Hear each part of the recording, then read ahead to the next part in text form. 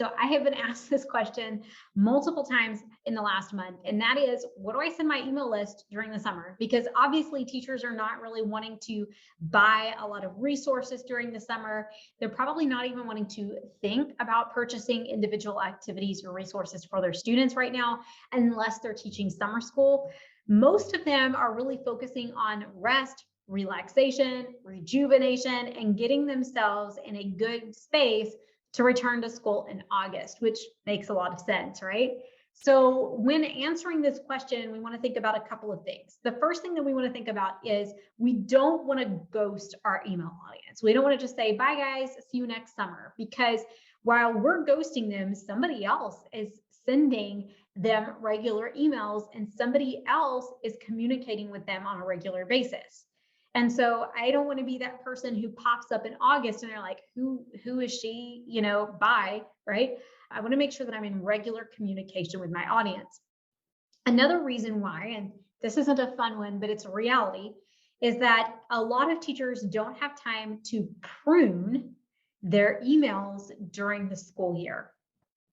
Not a fun thing to think about, but the reality of the situation is if a teacher doesn't want to be on your email list, then we want to give them the opportunity to remove themselves. And so I have found over the summer that teachers tend to do a little bit more pruning of their lists. So this kind of seems like it'd be a bad thing, but it's actually really good because I want people on my list who are going to regularly open and read my emails, because that is going to help keep me from ending up in spam and things like that. And this is going to help protect my sender reputation, which is really, really important. And so we want to provide them with opportunities to remove themselves if that's something they've wanted to do and they just haven't had the opportunity to do it, right? So I'm going to continue to send out regular emails, but what do we send them? So there are several different options. And number 3 is actually one that I started not to even put on here because I really, really want to do it. And I know that there are a lot of people who are in my niche who might be listening to this and they may say, oh, I'm going to do this. And I don't want it to look like I'm doing what everybody else is doing. But I know that I'm not going to have time to do it this summer. So I'm going to go ahead and share it with you. Number 1 is ask your audience what they would like to receive over the summer. This is a really important one because I may think that my audience wants information on self-care and things like that, but they may be more interested in professional development type things. They may be more interested in learning classroom management skills. They may be more interested in getting free resources for their library.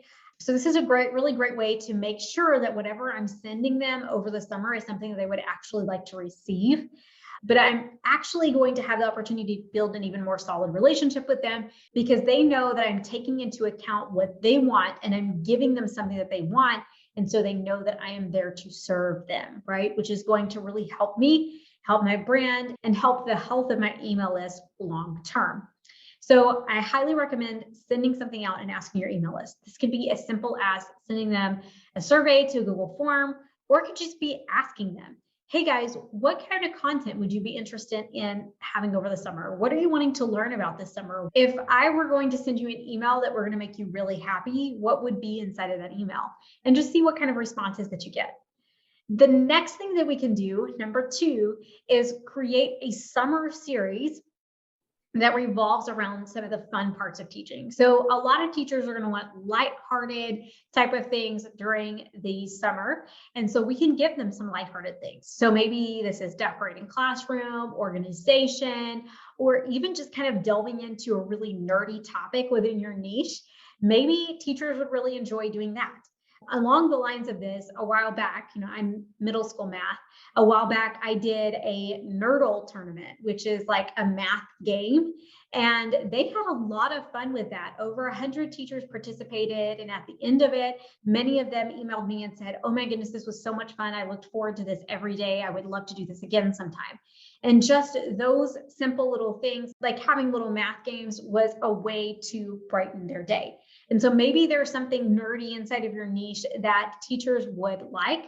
Maybe it's a weekly quizzes tournament or a weekly Kahoot tournament or something like that that's given in the form of a homework assignment so that teachers can do it on their own time, but they can see how they're stacking up to other teachers across the world. And they can have a really fun time building a relationship with you as part of your email list.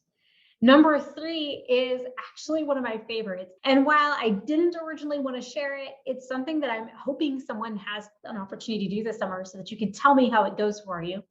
And that is interview some teachers on your list. So maybe feature other teachers on your email list during the summer and talk to them and ask them specific questions.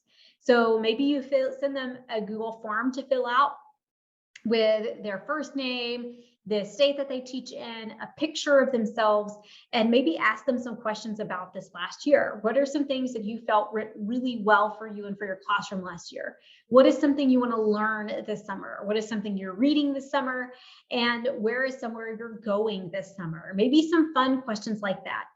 Something fun that spotlights people who are on your email list, who are a part of your community, who love you and love what you do. But I know that me personally, as a teacher, I love reading about other teachers. And so I can imagine that this would be an email that I would look forward to opening every single week to see how other teachers are spending their school year, see what went well for them last year, and to just kind of feel a lot better about where I'm at, and to just have a happy, feel good feeling when I'm opening my email. And so I know this is personally something that I would look forward to. If you want to learn more and grow more with me, Rebranded Teacher Academy is open year long. You can join at any time for a low monthly cost and get access to my entire course and content catalog, as well as done for you monthly strategies and challenges where I teach you how to move your business forward every single month so that you know that you are doing things that are going to help you grow your business and achieve your goals. If you want to learn more about Rebranded Teacher Academy, you can find out more about that down in the description. If you liked this video, please be sure to give it a thumbs up and subscribe. I put out weekly videos for TPT sellers, and I hope to see you in the next video.